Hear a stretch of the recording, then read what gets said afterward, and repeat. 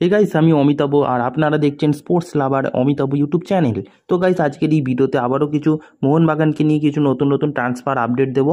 তো দেখতে থাকো, পুরো ভিডিওটা ইন্টারেস্টিং হতে চলছে। তো এর আগেও আমি ভিডিওতে বলেছিলাম যে মোহনবাগান কিন্তু ইউরো কাপ থেকে কিছু প্লেয়ার নিতে পারে। এই যে এবছর যে ইউরো কাপটা হবে, তো সেখান থেকে কিন্তু কিছু প্লেয়ার কিন্তু মোহনবাগানের দলে আসতে পারে। তো এটা কিন্তু খুবই ইন্টারেস্টিং ব্যাপার স্যাপার হতে চলছে মোহনবাগান সমর্থকদের জন্য। তো কে আসতে পারে এইটুকু নিয়ে আর একটু আলোচনা করি। তো দেখো, মোহনবাগান যে দেশের প্লেয়ারকে টার্গেট করেছে সেটা হচ্ছে জর্জিয়া। জর্জিয়া হলো একটা দেশ, যেই দেশ কিন্তু এবছর ইউরো কাপে কিন্তু খেলবে।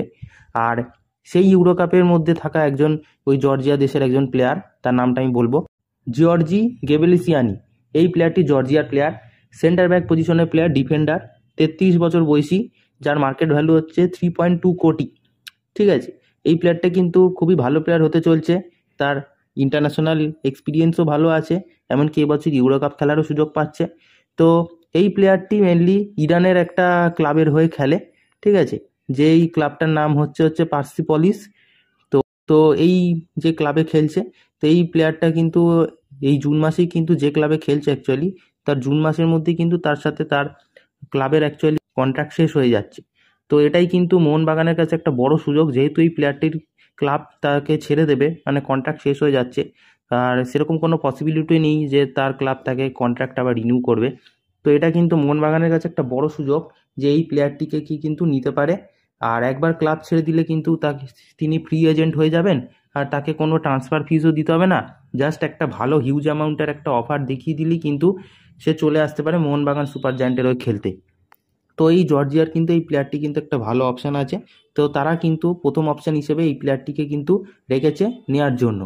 এরপর নেক্সট আরও একটা প্লেয়ারকে নিয়ে আপডেট দেবো, তাকেও কিন্তু নিতে পারে। যদি এই প্লেয়ারটিকে না নিতে পারে তাহলে কিন্তু চান্স আছে সেকেন্ড প্লেয়ারটিকে নেওয়ার, সেও কিন্তু ইউরো কাপ খেলবে এবছর। তো নেক্সট যে প্লেয়ার, তার নাম হচ্ছে সলমন কেবিরকোভেলিয়া। ঠিক আছে, তো এই প্লেয়ারটি কিন্তু সৌদি প্রো লিগে খেলে। আল ওকদত বলে একটা টিম আছে, সেই টিমের হয়ে খেলে। তো এই প্লেয়ারটিও কিন্তু সেন্টার ব্যাক পজিশনের প্লেয়ার। মোহনবাগান কিন্তু মেনলি সব ডিফেন্ডারকেই কিন্তু টার্গেট করেছে। ইনিও কিন্তু জর্জিয়ারই প্লেয়ার। আর এবছরেও কিন্তু জর্জিয়ার স্কোয়াডে কিন্তু ইউরো কাপের যে স্কোয়াড, সেইখানে কিন্তু জর্জিয়ার হয়ে তিনি খেলার সুযোগ পেয়েছেন ইউরো কাপে। তো ইনিও একজন ইউরো কাপের প্লেয়ার, যার মার্কেট ভ্যালু হচ্ছে 5.6 কোটি। আর তার বয়স হচ্ছে 32 বছর বয়সী। তারও কিন্তু যথেষ্ট ভালো ইন্টারন্যাশনাল এক্সপিরিয়েন্স আছে সব দিক দিয়ে। তো অপশন বি হিসেবে কিন্তু মোহনবাগান এনাকেও চুজ করে রেখেছে।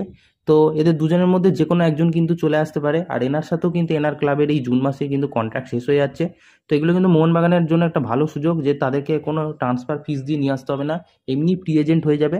কিন্তু হ্যাঁ, মোহনবাগানকে কিন্তু একটা কিছু ভালো অফার দিতে হবে, ভালো অ্যামাউন্টে। সেই ভালো অ্যামাউন্টের যদি অফার দেখাতে পারে, তাহলে কিন্তু এই প্লেয়াররা কিন্তু চলে আসতে পারে। ভালো পসিবিলিটি আছে কিন্তু এদের দুজনের মধ্যে যে কোনো একজন মোহনবাগানে আসার। এরপর নেক্সট জ্যাকসন সিংকে নিয়ে আলোচনা করব, যিনি এই মুহূর্তে কেরালা ব্লাস্টার্সের সাথে আছে। বাট এনাকে নিয়েও কিন্তু একটা রুমার্স হচ্ছে যে তিনি কেরালা ব্লাস্টার্সের সাথে এক্সটেনশন করবে, নাকি আবার মোহনবাগানে আসবে। যদি এক্সটেনশন করে তাহলে তো কেরালা ব্লাস্টার তাকে এক্সটেনশন করে নিতে পারে। আর যদি কেরালা ছেড়ে দেয় তাহলে কিন্তু মোহনবাগানে আসার পসিবিলিটি আছে। কিন্তু লাস্ট অনেক মাস আগেই কিন্তু মোহনবাগান তার প্রতি ইন্টারেস্ট দেখিয়েছিল, বাট তারপর থেকে সেরকমভাবে কিছু আপডেট পাওয়া যায়নি। বাট মোহনবাগানের কিন্তু ইন্টারেস্ট আছে এই প্লেয়ারটিকে নেওয়ার ডিফেন্সিভ মিডফিল্ড হিসেবে। কিন্তু এখন যদি এই মুহূর্তে মোহনবাগান যদি অন্য কোনো ডিফেন্সিভ মিডফিল্ড, যদি কোনো বিদেশি ডিফেন্সিভ মিডফিল্ডকে যদি আনার চেষ্টা করছে, তাহলে কিন্তু জ্যাকসন সিংকে কিন্তু নাও নিতে পারে। কারণ অলরেডি আমাদের ভারতীয় মিডফিল্ড কিন্তু অনেক ভালো ভালো আছে।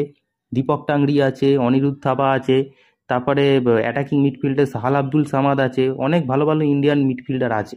তো আমার মনে হয় না জ্যাকসন সিংকে আর নতুন করে নিয়ে আসার কোনো প্রয়োজন আছে।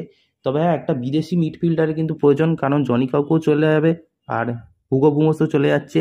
তো সেই ক্ষেত্রে মোহনবাগান যদি একটা ভালো বিদেশি মিডফিল্ডার আনতে পারে সিডিএম পজিশনে, তাহলে কিন্তু এই জ্যাকসন সিংকে নাও নিতে পারে।